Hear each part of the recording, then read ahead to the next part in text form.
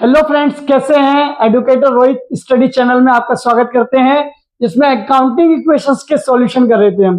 ठीक है, तो क्वेश्चन नंबर 12 को सॉल्व आउट करते हैं। क्वेश्चन नंबर 12 में 9 ट्रांजेक्शन रिकॉर्ड डाउन किए हमने। तो पहला ट्रांजेक्शन क्या कह रहा है, बिजनेस स्टार्ट किया है कैश से। तो ट्रांजेक्शन में एक असेट्स आया है, असेट्स इज इक्वल टू हमारा क्या होता है,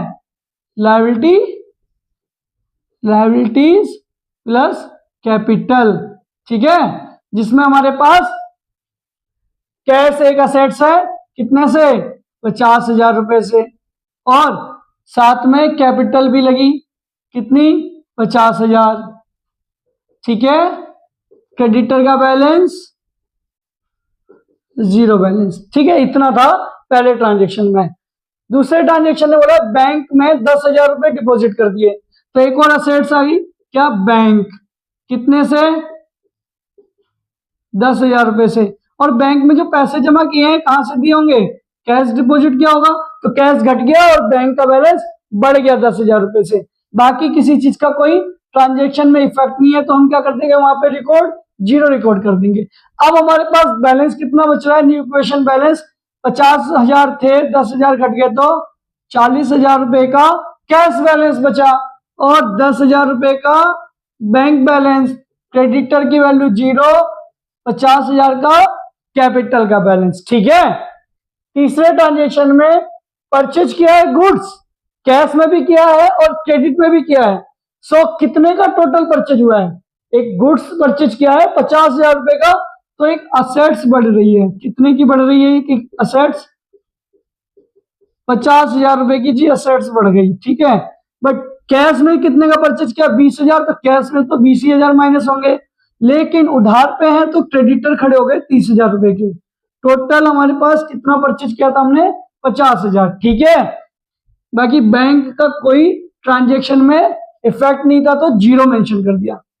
इस ट्रांजेक्शन के बाद इक्वेशन का बैलेंस कितना बच रहा है, 40,000 में से 20,000 गए तो 20,000 रुपए बचे। ठीक है, और 10,000 रुपए बैंक का बैलेंस बचा, 50,000 रुपए स्टॉक का बैलेंस, 30,000 रुपए क्रेडिटर का बैलेंस और 50,000 रुपए कैपिटल का बैलेंस बच रहा है। इतना आ गया।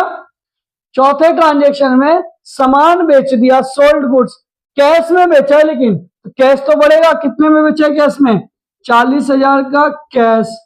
और जो क्लास कॉस्टिंग वर्ड लिखा होता है ना, कॉस्टिंग अमाउंट, तो यही अमाउंट होता है जो आपका सामान की कीमत होगी। तो यहाँ पे कॉस्टिंग की रुपये कितनी है, 30,000, तो स्टॉक की कीमत कितनी है, 30,000। 30 का सामान 40 में बेच दिया तो 10,000 रुपए का क्या हो गया, प्रॉफिट हो गया। उतने से कैपिटल तो बढ़ी जाएगी, प्रॉफिट हुआ है तो हमने ऐड कर दिया कैपिटल में। जब भी प्रॉफिट होगी कैपिटल में ऐड कर देंगे, क्योंकि कैपिटल बढ़ जाएगा। ठीक है, अब हमारे पास बैलेंस कितना बच रहा है ये देखते हैं। तो अब हमारे पास 20,000 थे, 40,000 रुपए और आ गए तो 60,000 का बैलेंस हो गया है कैश का, 10,000 हमारा बैलेंस हो गया है बैंक का, और 50 में 30,000 का सामान बेच दिया है तो 20,000 का ही स्टॉक बचा है हमारे पास। 30,000 रुपए का क्रेडिटर है और 60,000 रुपए का कैपिटल का बैलेंस। ठीक है जी, रेंट पेड किया है 500 रुपए का, रेंट पेड किया है तो 500 रुपए कैश घट गए और साथ में कैपिटल भी घट गई 500 का, क्योंकि एक एक्सपेंस बढ़ गया है, खर्चा बढ़ रहा है, कितने का, 500 रुपए का। तो अब हमारे पास बैलेंस कितना बचेगा ट्रांजेक्शन के बाद, तो ट्रांजेक्शन के बाद बैलेंस बचेगा 60,000 में 500 चले गए तो 59,500 रुपए बच रहे हमारे किसके, कैश का बैलेंस। 10,000 रुपए बैंक में बैलेंस, 20,000 का स्टॉक, 30,000 का क्रेडिटर, और 60,000 में 500 चले गए तो कितने बचेंगे अब, 59,500 का।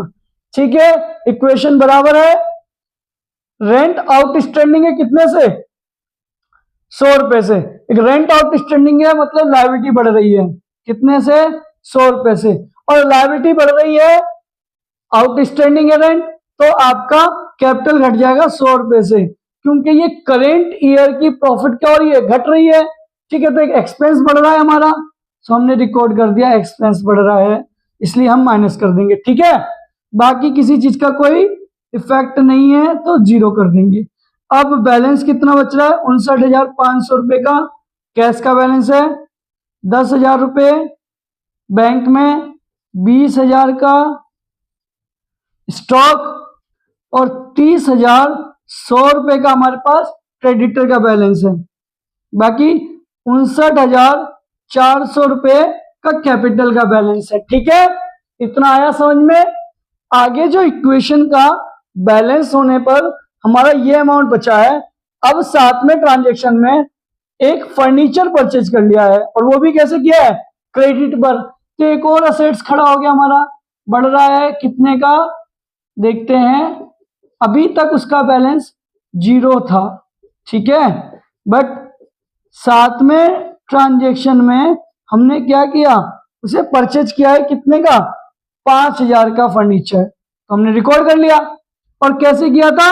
क्रेडिटर पे किया था, तो उतने से लायबिलिटी बढ़ जाएगी। बाकी किसी चीज का कोई इफेक्ट नहीं है, तो हम क्या कर रहे हैं? उसको जीरो मेंशन कर रहे हैं। ठीक है, अब यहाँ पे न्यू इक्वेशन बैलेंस चेक करते हैं कितना आएगा। 59,500 का तो इक्वेशन का बैलेंस में कैश का है, 10,000 का बैंक का, 20,000 स्टॉक, 5,000 का फर्नीचर है, और 30,100 में 5,000 ऐड करेंगे तो 35,100 रुपए का हमारे पास क्रेडिटर हो गया।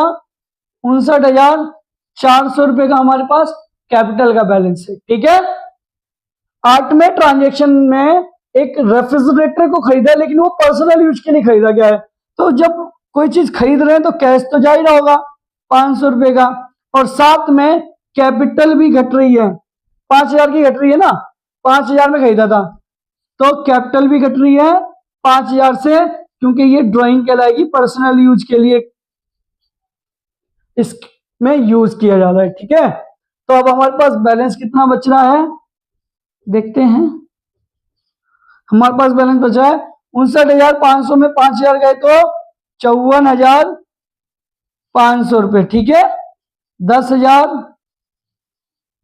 बैंक का बैलेंस, 20,000 स्टॉक का, 5,000 फर्नीचर का, और 35,100 रुपए का क्रेडिटर। 60,400 में 5,000 गए तो 54,400 रुपए। ठीक है, एक मोटरसाइकिल खरीदी है, कैश में खरीदी है 20,000 रुपए की, तो मोटरसाइकिल खरीदी है, कैश गया, पेमेंट की गई होगी कैश में, उसके बदले एक स्टॉक खड़ा हो रहा है मोटरसाइकिल। ठीक है, अभी तक उसका बैलेंस जीरो रिकॉर्ड था इक्वेशन में, तो हम नोट डाउन कर देंगे।